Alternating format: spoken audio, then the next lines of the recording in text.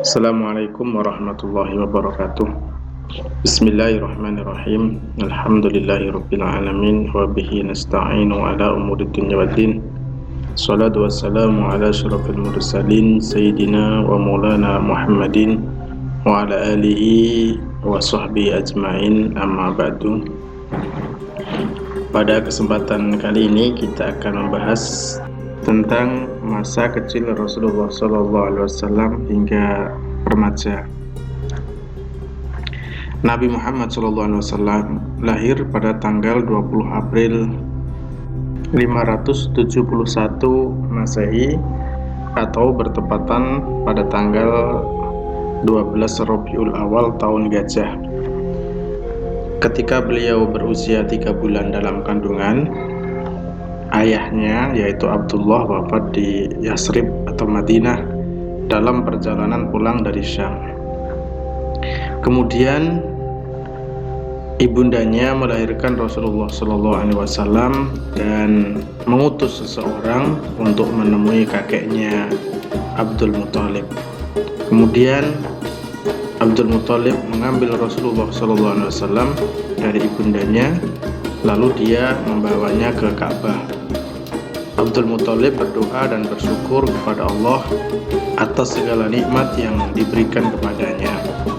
Kemudian dia menyerahkan kembali kepada ibunya dan dia mencarikan ibu susuan untuk Rasulullah, dan ditemukanlah Halimatus Sa'diyah.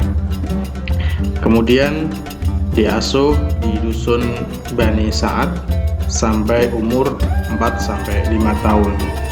Dan di sanalah terjadi peristiwa pembelahan dada Rasulullah. Kemudian Rasulullah dikembalikan kepada ibunya, yaitu Siti Aminah. Pada tahun 576, saat berusia 6 tahun, Nabi Muhammad pergi bersama ibunya ke Madinah dan tinggal selama sebulan di dusun Bani Najjar. Sepulang dari sana, di tengah jalan di daerah Abwa, ibunya Siti Aminah jatuh sakit dan kemudian wafat. Kemudian Rasulullah SAW diasuh beberapa saat oleh Ummu Aiman, yaitu budak peninggalan ayah bundanya. Setelah yatim piatu, beliau diasuh oleh kakeknya Abdul Muthalib. Tapi pada saat beliau berusia 8 tahun, di mana tahun itu menunjukkan tahun 578, Abdul Muthalib wafat dan usianya yaitu 80 tahun.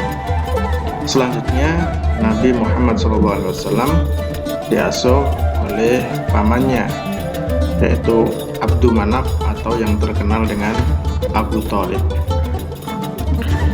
Saat berusia 12 tahun yang bertepatan dengan tahun 583 Masehi, Nabi Muhammad pergi berdagang bersama pamannya ke Syam.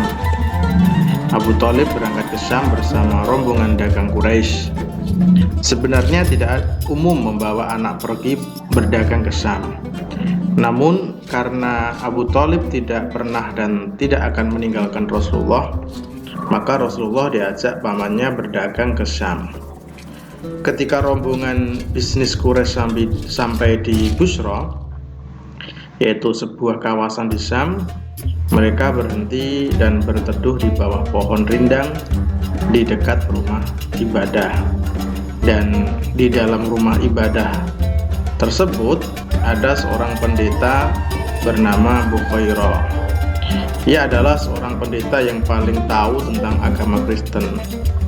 Ketika rombongan berhenti di dekat rumah ibadah tersebut, pendeta tersebut melihat keluar ada salah satu anggota rombongan yang selalu diikuti awan, serta pohon yang menaungi Rasulullah, dan ranting-ranting pohon itu merunduk luluh kepada beliau hingga Rasulullah bernaung di bawahnya.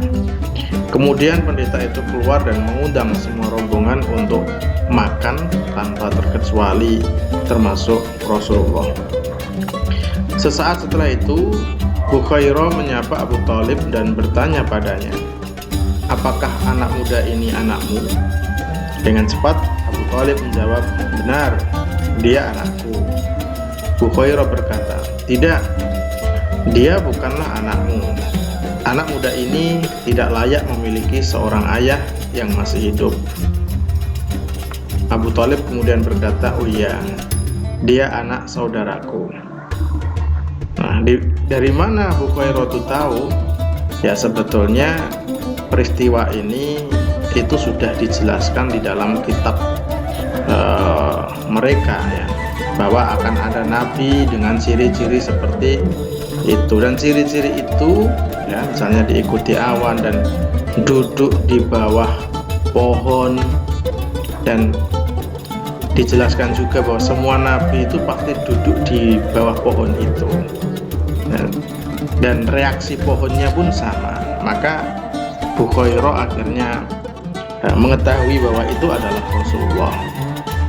Ya, maka Bukhairah berpesan agar Rasulullah dibawa pulang dan dijaga dari orang Yahudi.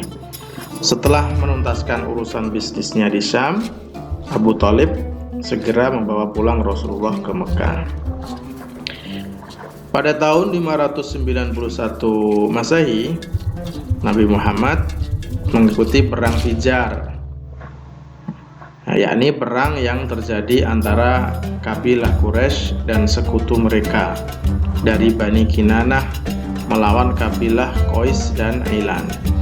Dinamakan perang Fijar karena dinodainya kesucian Asy-Syahrul Haram, yaitu bulan-bulan suci pada bulan tersebut. Dalam perang ini Nabi Muhammad ikut serta dan membantu paman-pamannya menyediakan anak panah buat mereka. Peperangan tersebut berdampak pada terjadinya suatu perjanjian atau kebulatan tekad atau sumpah setia yang disebut dengan Khilful Fudul. Beliau, Rasulullah, menjadi salah satu anggota perjanjian tersebut. Isi dari perjanjiannya yaitu mereka bersepakat dan berjanji untuk tidak membiarkan ada orang yang dizolimi di Mekah, baik dia penduduk asli maupun pendatang. Dan bila hal itu terjadi, mereka akan bergerak menolongnya hingga dia meraih haknya kembali. Pada tahun 594, di awal masa mudanya, Rasulullah tidak memiliki pekerjaan tertentu. Hanya saja riwayat-riwayat yang ada menyebutkan bahwa beliau bekerja sebagai pengembala kambing. Ketika berusia 24 tahun, beliau pergi berdagang ke negeri Syam dengan modal yang diperoleh dari Khadijah. Dia menyerahkan kepada beliau barang-barang dagangan yang istimewa yang tidak pernah dipercayakannya kepada pedagang-pedagang yang lainnya. Dalam melakukan bisnis atau kegiatan dagang, Rasulullah didampingi oleh seorang pembantu dari Khadijah yang bernama Maisarah. Jadi Maisarah ini laki-laki, ya, kelihatannya namanya itu perempuan, tapi sebenarnya Maisarah itu laki-laki. Jadi bersama pembantu Siti Khadijah, mereka melakukan bisnis atau berdagang di Syam.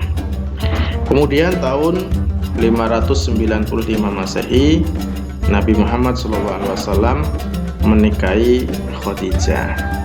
Mengenai penjelasannya akan kita bahas pada pertemuan selanjutnya. Baik, demikian sejarah singkat masa kecil Nabi hingga masa remaja. Silahkan saudara untuk mengembangkannya dari berbagai literatur. Kurang lebihnya mohon maaf. Assalamualaikum warahmatullahi wabarakatuh.